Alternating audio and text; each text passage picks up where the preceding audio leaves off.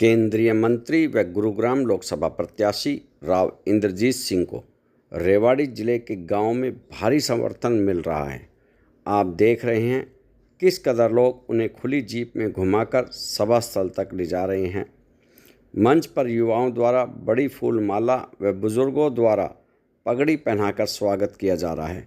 राव ने विपक्ष के उम्मीदवार पर कहा कि यदि जनता का प्यार न होता और मैं उनके बीच नहीं जाता तो क्या मैं हर बार जीतता। उन्होंने संविधान में आरक्षण संबंधी उस बयान को भी जनता को समझाया कि हमारे बड़े नेता मोदी व अमित शाह भी कई बार कह चुके हैं कि संविधान से कोई छेड़छाड़ नहीं होगी। आइए आप सुन लीजिए उन्होंने क्या कहा। किलोमीटर के ऊपर मोटरसाइकिल झंडे ही झंडे नजर आ रहे थे। अब गाड़ियों को भी दूसरी साइड से जाना। और यहाँ पहुँचने के उपरांत अनेक गांव की सरदारी आई, बुजुर्गवार आए, साथीगण आए, पुराने दोस्त आए और पगड़ी बांध करके मेरे सर के ऊपर उन्होंने मुझे नवाजा। मैं उनका शुक्रिया अदा भी करता हूँ कि जो साल दर साल मुझ में विश्वास रखते हुए आज भी 60-70 साल की उम्र के अंदर भी यहाँ पधारे हैं और मेरा मनोबल बढ़ाया है।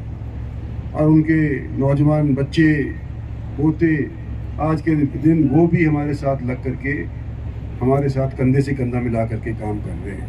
के तौर के ऊपर कभी सुस्त नहीं होना चाहिए और चुनाव तो चुनाव ही होता है। तो मैं अपनी तरफ से पूरा प्रयास कर रहा हूँ, लोगों का सहयोग मांग रहा हूँ और मुझे सहयोग मिल भी रहा है छत्तीस बिरादरी का। आज के दिन मैं ये सोच रहा हूँ कि अगर यही हम रफ्तार अगर मापते रहे तो आने वाले समय के अंदर शायद इस लोकसभा क्षेत्र से सबसे रिकॉर्ड मतों से मैं जीत करके निकलूं। एक आरक्षण खत्म करने की बात है, जैसे आपने स्टेज से भी कहा कि एक समुदाय की तो गलत किया जो दे रहे हैं, बाकी जो जाति से आरक्षण चल रहा है। देखो, संविधान के साथ हम बिल्कुल छेड़छाड़ नहीं करेंगे। ये हमारे प्रधानमंत्री का, हमारे अमित शाह का, सभी का ये बयान आ चुका है। लेकिन फिर भी हमारी ऑपोजिशन वाली पार्टियां ये कोशिश कर रही हैं कि लोगों के अंदर भ्रम फैलाया जाए कि अगर इनको ज़्यादा मेजॉरिटी दे दी गई तो ये संविधान के साथ छेड़छाड़ करेंगे।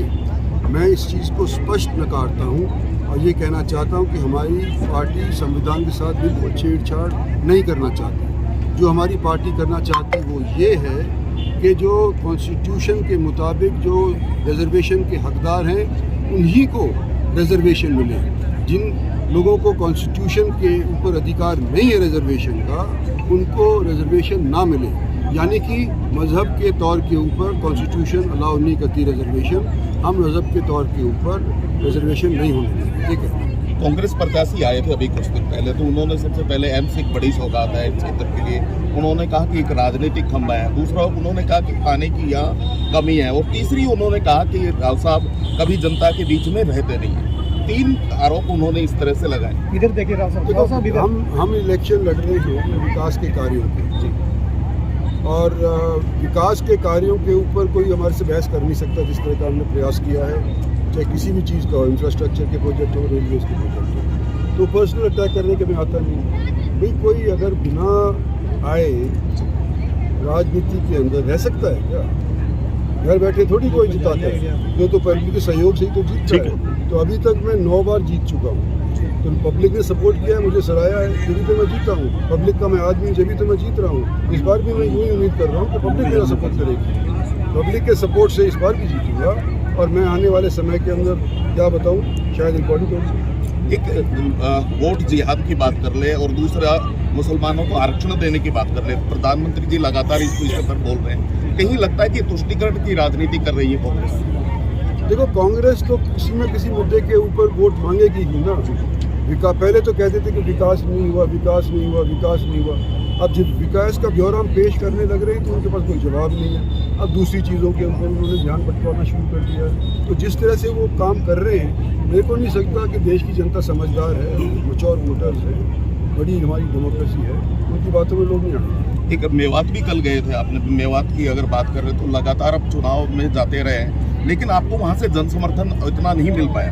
तो क्या इस बार लगता है कि कहीं ना कहीं पहले की बजाय स्थिति बेहतर हुई है? मेवात में भी मेरे को हर साल हर इलेक्शन में पहले की निस्बत ज़्यादा वोटें मिलती आई है।